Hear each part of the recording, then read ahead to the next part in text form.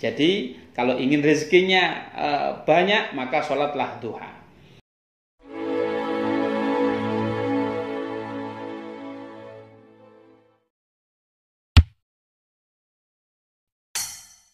Yaitu bab ikhlas wa khuduruhun niyah. Bab tentang keikhlasan dan menghadirkan niat tatkala kita melakukan sesuatu. Di sini sebelum memulainya, Imam Nawawi menukil sebuah ayat, yaitu dari ayat Al-Bayyinah ayat 5. Allah berfirman mengatakan, a'udzubillahi minasyaitonir rajim, bismillahirrahmanirrahim. Wa ma umiru illa liya'budullaha mukhlisina lahuddin ila akhiril ayat. Bahwasannya Allah memerintahkan kita agar supaya kita senantiasa beribadah kepada Allah Subhanahu wa taala dengan cara apa? Mukhlisina lahuddin, dengan orang yang ikhlas. Lalu ikhlas itu bagaimana? Dikutip dalam sebuah kitab yang mana ikhlas itu dibagi menjadi 3 hal. Ikhlas yang pertama adalah ikhlasul awam. Apa itu ikhlasul awam?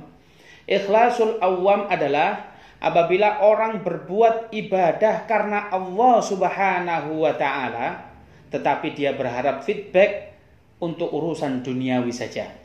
Kita contohkan, apabila seseorang sholat duha, kemudian ditanya, kenapa engkau rajin sholat duha?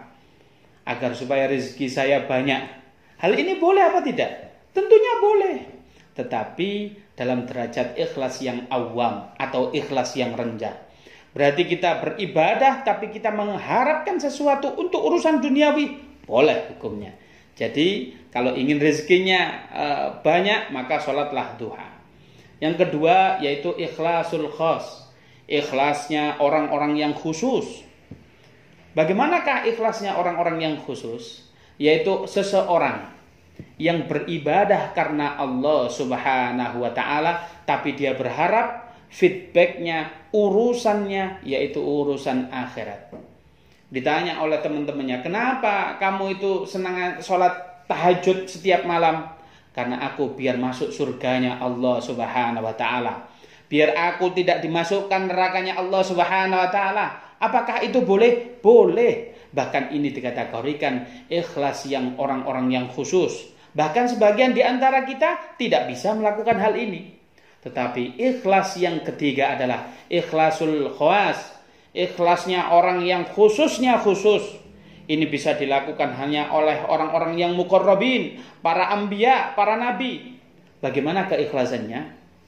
Keikhlasannya adalah barang siapa yang melakukan ibadah karena Allah Subhanahu wa taala dan dia tidak mengharapkan feedback apapun dari Allah, baik itu dunia maupun akhirat, dia hanya berharap satu dari Allah, yaitu mardhatillah ataupun ridho dari Allah Subhanahu wa taala.